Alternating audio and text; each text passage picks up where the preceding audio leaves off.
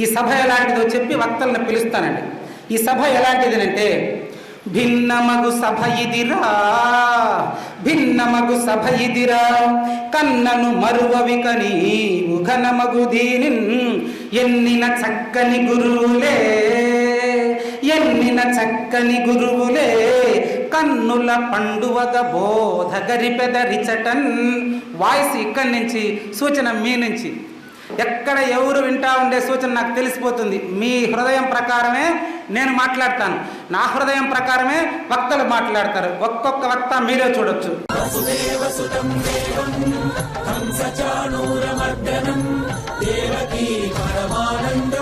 కృష్ణం వందే జగద్గురుం, కృష్ణం వందే జగద్గురుం, కృష్ణం వందే జగద్గురుం. కోనసీమ రత్నాలు ఇద్దరయ్యారు. ముగ్గురు అమ్మలు ఉండేవారు, అమ్మే ఉన్నారు. వాళ్ళ తర్వాత కూడా వెళ్ళారు.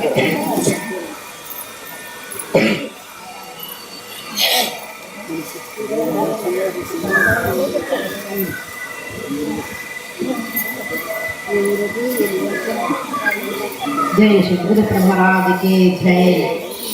గురుసేవానంద నరసింహాంబ సమేత పోనుగు నిజానంద గంగాచార్య వారికి జై.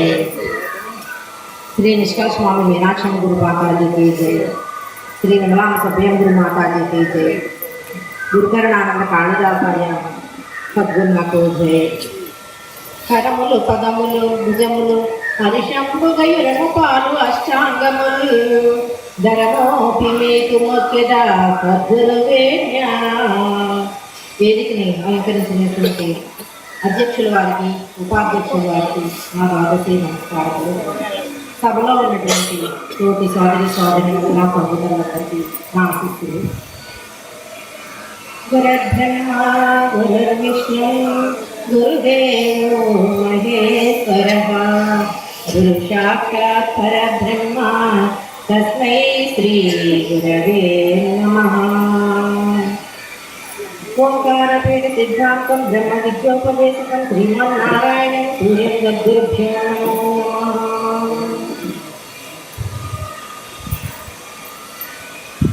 సాధన సత్వారి సంపత్తిని కలిగి పరిపూర్ణుడైనట్టి సద్గురుని చేరి ద్వాదశి సాష్టాంగ దండములర్పించి కనుమన ప్రణములు ధారపోసి భక్తితో ఆత్మాంగ భావం తాను శుశ్రూష చేసి అట్టి శిష్యుని నచ్చి గురుమూర్తి గట్టిగా త్రివిధ దీక్షలుగా సంగి అష్టమస్తక సంయోగ మంచి తంబుగున చేసి నిజ కేవలాత్మోపదేశమసుడు రమ్య గుణధామ భద్రాద్రి రామ పరశురామ నరసింహదాసు సంరక్షిత.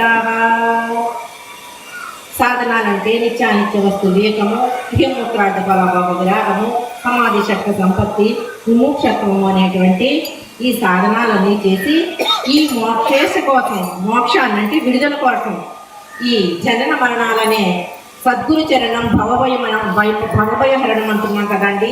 ఈ భవభయహరణాన్ని మాన్పుకోవడానికే పరిపూర్ణుడైనట్టు సద్గురుని చేరి ద్వాదశి సాష్టాంగ దండములు, ద్వా అంటే 2, దశ అంటే 10, ఈ అంగములతో సాష్టాంగ నమస్కారం చేసి కనుమల ధనములు గురువు గారికి మనం దారపోసేసాం.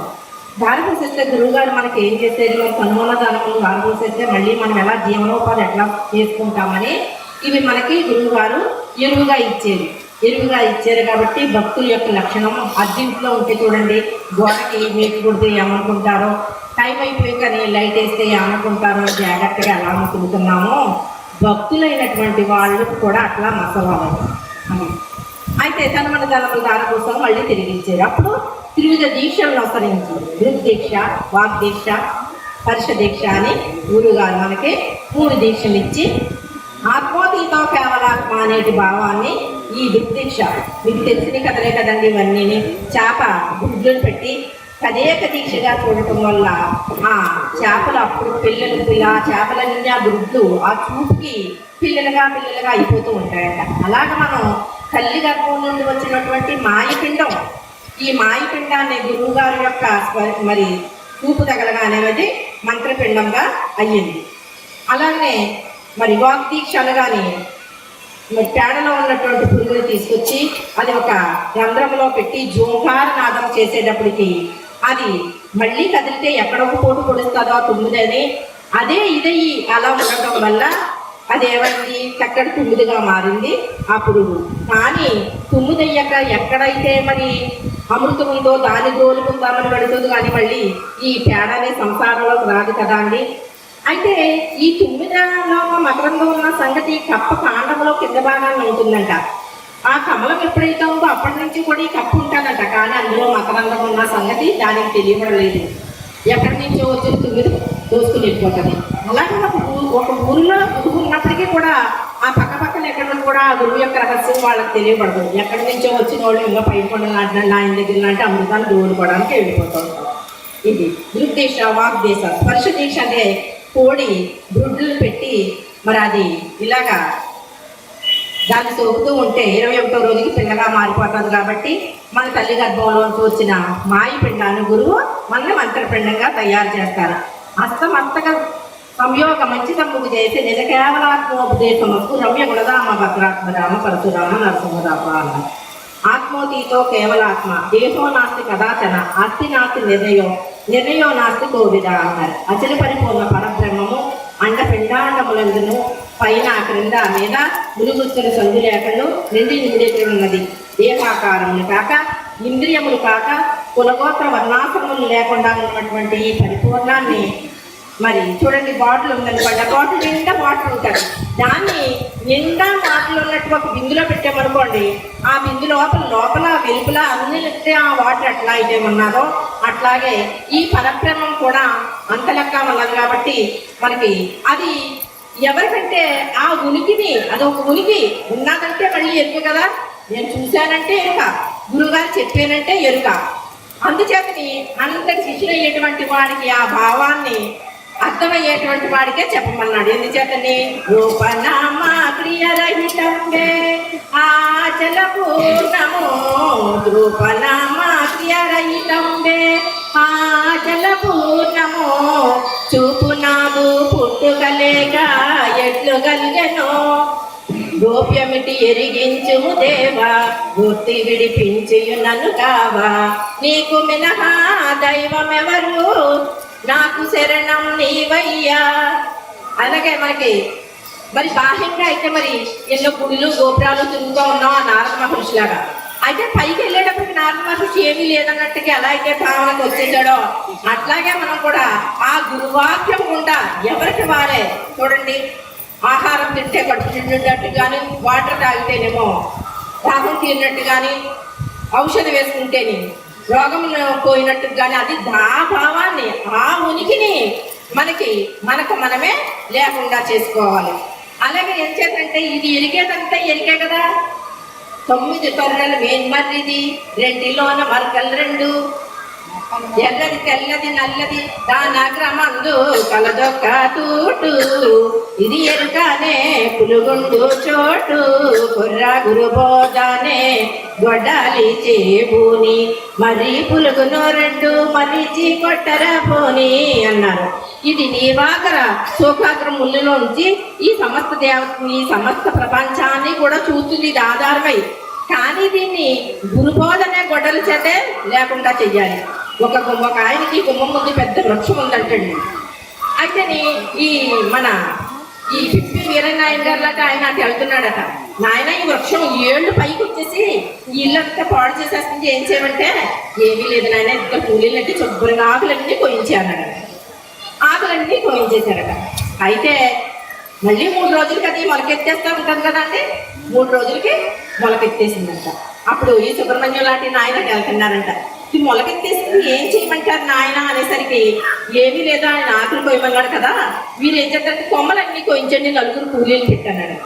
ఈ కొమ్మలన్నీ కోయించేశారట. మళ్ళీ చిగురు పెట్టుకుని వచ్చేసింది. అలాగా వెళ్తూ ఉంటేనప్పుడు గోపాలకృష్ణ లాంటి నాయన వెళ్తాడంట. మళ్ళీ వాళ్ళిద్దరూ చెప్పింది కాదు, మొదలకు రంప పెట్టి కోసేయండి అన్నాడంట. అయితే అలాగా మొదలకు రంప పెట్టి కోసేసాడట. ఇంకా మళ్ళీ చిగురించుకు వచ్చేసిందంట. అయితే ఇది కాదు పని వీళ్ళందరూ ఎలాగంటున్నారని ఇంకో పరిపూర్ణ నిజంగానే ఆ పైడి కొండ లాంటిదండి, పైడి కొండే అటువంటి నాయన సర్వసంగ పరిత్యాగ నాయన వెళుతూ ఉంటే, నాయన దీనికి ఇంత స్టోరీ ఉన్నది, దీన్ని ఏం చేయమంటే అది కాదు నాయన, శుభ్రంగా గుణకం పెట్టి తవ్వి దీని యొక్క కృంగటి వేటని తీసేయి, అప్పుడు ఇది లేకుండా ఉండిపోతాదంటే, అలాగా మనం బయట చూపు కాదు, నీలోన నీ చూపు నువ్వు చూసుకో, నీ జీవయాత్రాన్ని సాగించుకో అన్నారు కదా. నీలోన నీ రూపు నువ్వు చూసుకుని దాన్ని లేకుండా చేసుకో, అప్పుడు నువ్వు జన్మకు రాకుండా ఉంటావు. కానీ ఇలాగా ఇది లేదు ఇది కాదు అంటే లేకుండా ఉండదు. సంసారంలో ఉన్నాం కాబట్టి అన్నీ అంటుతూనే ఉంటాయి, లేకుండా చేసుకోవాలి. కాకపోతే ఇక్కడికి బోధ ఇలా ఉండగానే నన్ను మొన్న విశాఖపట్నంలోని లక్ష్మణ ప్రభు ఒక మాట అన్నాడు. ఏమన్నాడంటే, ఎరుక పరిపూర్ణము ఈ బోధలో అన్నీ జరుగుతున్నాయి, మీ గురువు యొక్క అనుభవం